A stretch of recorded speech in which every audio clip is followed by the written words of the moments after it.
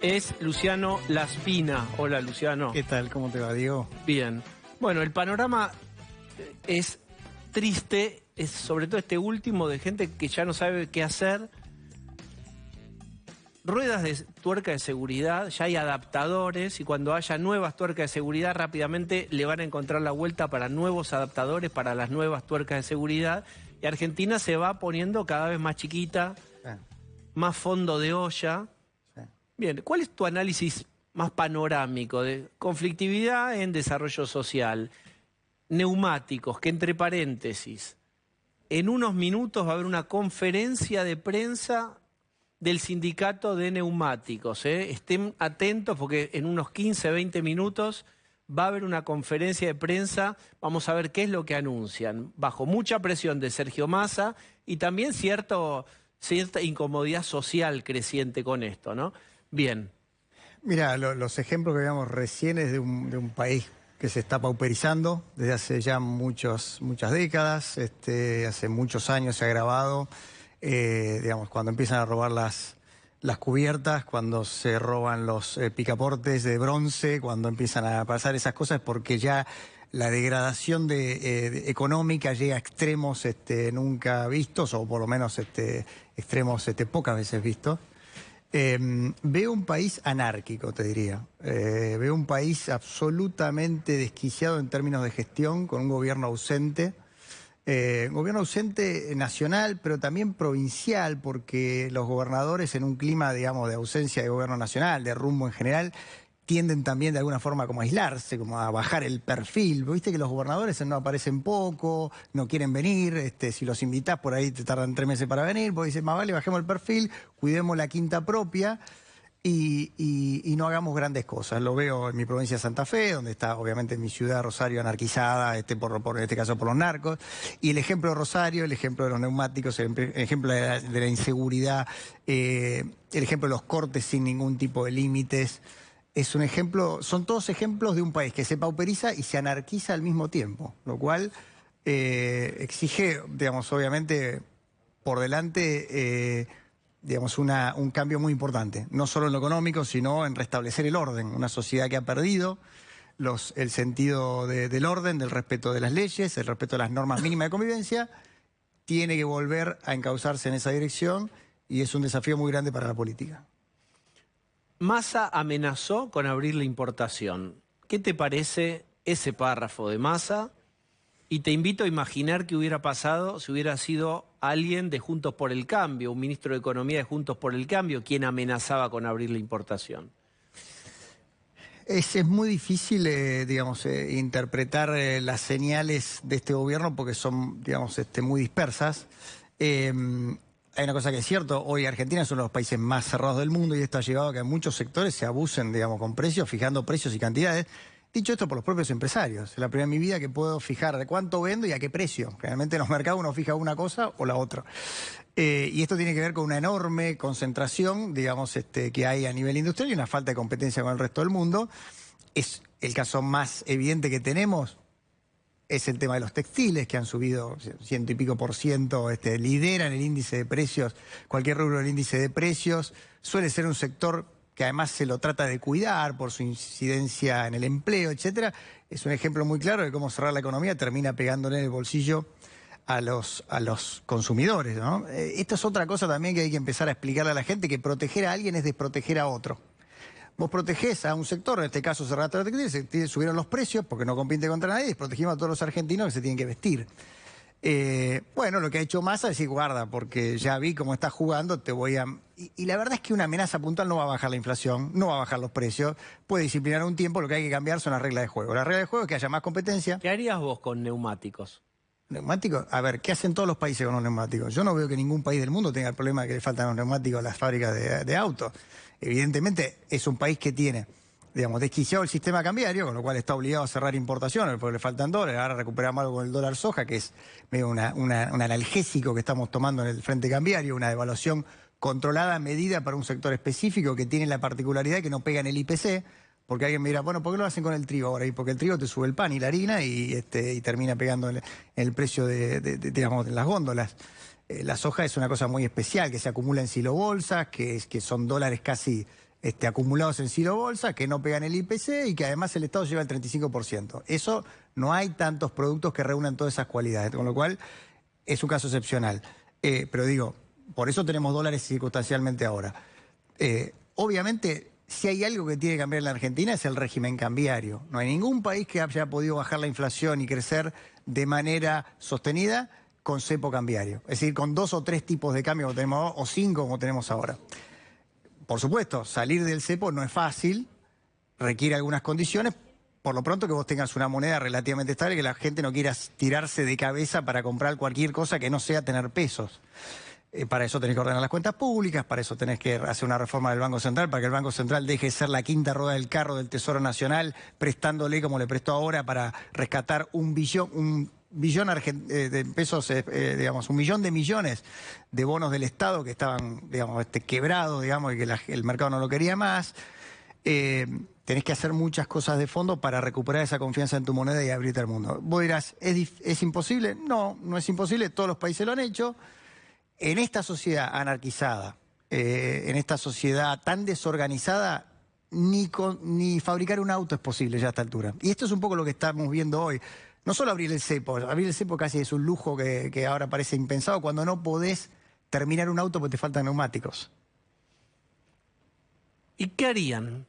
¿Abrís? Yo vuelvo insistentemente a lo mismo, porque hoy tenés al sindicato de neumáticos en contra. Si empezás a abrir, después discutimos si sí o no, sí, vas a tener al sindicato y vas a tener a los fabricantes de neumáticos. Es solo una muestra de lo que pasaría con otros sectores. ¿Cómo te imaginás la relación con otros sectores? Digo, Macri tuvo una relación tirante con los empresarios, con la UIA. A ver, ¿cómo te imaginás una reedición de Ya no cambiemos, sino Juntos por el Cambio, la relación con sectores productivos que tienen sus privilegios? Hay sectores productivos que han crecido al calor de la protección y que por tanto van a necesitar reconvertirse. Esto no implica tener un discurso antiindustria nacional. Digamos, lo que nosotros tenemos que pensar es que tenemos que ser competitivos y productivos. Y esto quiere decir que hay cosas que vamos a poder fabricar y otras que no. Y yo creo que nuestra industria y nuestro capital humano es sumamente competitivo a nivel global. Y lo tenemos con experiencia. Por ejemplo, las propias automotrices se exportan en algunos casos, tienen su régimen de protección en algunas cosas, pero digamos, Argentina no es un país que es, digamos, de segunda categoría, su gente, sus empresarios, para no poder competir. No es posible seguir sosteniendo empleos de manera artificial que lo pagamos vos o estos vecinos que le roban la cubierta, irrestrictamente en el tiempo. Uno puede tener régimen de protección durante un tiempo, de determinada manera, de determinados sectores sensibles, quizás los más trabajos intensivos, los que vamos a tener que reinsertar probablemente a gran parte de esos grupos que están hoy en la calle cortando, que hay que capacitarlos y meterlos en el mercado laboral. Bueno, probablemente en confección textil haya que tener alguna política con una visión más social que productiva de cómo incorporar esos sectores, en cuidados personales, en construcción, sobre todo en barrios, etcétera. Uno puede tener una visión un poco más sistémica, de decir, voy a proteger determinadas industrias en la medida que eso me genere me soluciona una falla de mercado, que en este caso es un montón de gente que de baja capacitación laboral que tiene que insertarse en sectores de trabajo intensivo. Pero es algo encapsulado a una política. Uno no puede tener una economía permanentemente cerrada. Argentina es una economía más cerrada del mundo, porque como dije antes, proteger a A es desproteger a B. Entonces, acá puede haber un conflicto sindical por dos o tres sindicatos fuertes que estén pidiendo, en este caso, no entiendo bien, porque es una economía que más bien tiene un problema de que no hay importaciones, no de que tenemos una avalancha de importaciones. Pero digo, ese sistema no puede funcionar por siempre, porque eso termina castigando al consumidor. Y es algo que tenemos que empezar a entender, y es algo que tenemos que empezar a dialogar con los sectores industriales. Argentina tiene una enorme capacidad industrial, tiene una enorme capacidad de exportación, y podría exportar mucho más de conocimiento, de industria, por supuesto de alimentos, de energía, de minería. Para todo eso tenemos que crear las condiciones. Pero cerrarnos al mundo es una etapa agotada. Es una etapa que explotó el kirchnerismo y que le dio frutos, porque como siempre, cuando vos, casi como la emisión monetaria, cuando vos empezás, primero reactivante, después termina siendo inflacionaria y caótica. Cuando vos cerrás la economía, al principio reactivante, porque ese empresario empieza a decir, bueno, sube el precio, pero genera 2 o 3 empleos. Y a la larga somos todos más pobres. Esto es lo que hay que... Sí. Bien. Es interesante escucharte. Vamos a la inflación. La inflación prevista para este año es de casi el 100 y no hay muchos elementos que te digan que el año que viene va a ser más baja, sino todo lo contrario. Nos lo anticipaba, por ejemplo, ayer Marina del Pochetto. Sí.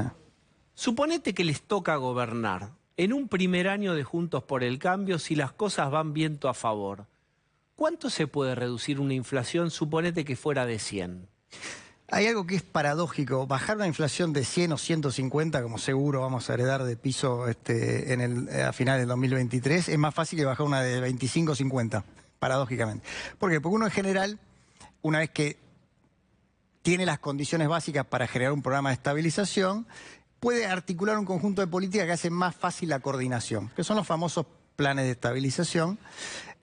Ahora, ningún plan de estabilización se puede construir sobre cimientos de barro. ¿Qué quiero decir? Argentina primero tiene que cambiar las reglas de funcionamiento de su economía, por ejemplo, esta de estar integrados al mundo, por ejemplo, normas laborales que se modernicen para poder integrar un pedazo del mercado laboral que hoy, en su mayoría, te diría mitad y mitad de trabajadores en relación de dependencia, mitad son formales, mitad informales.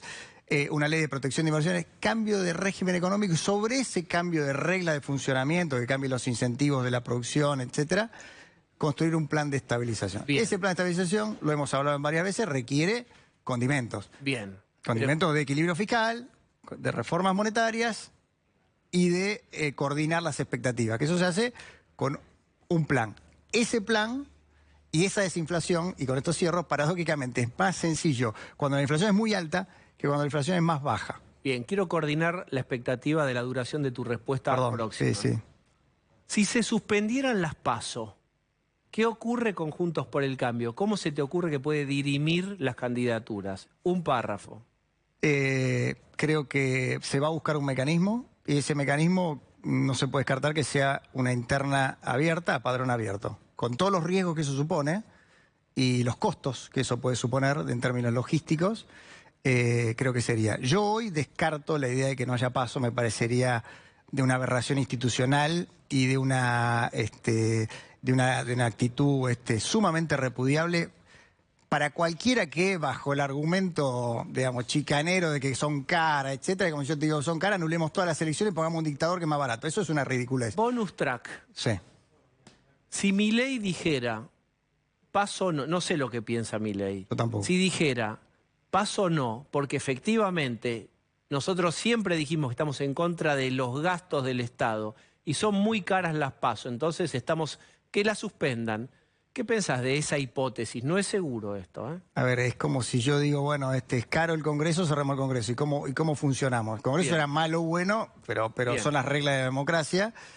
Y hay un sistema electoral, puede haber otro, pero hay un sistema electoral que está funcionando y yo creo, insisto, que ninguna especulación política electoral justificaría un voto afirmativo. Y mucho menos la chicana de que son caras, porque si miramos el volumen de gastos estrafalarios en los que gasta el Estado Nacional y las provincias, las elecciones son un punto menor.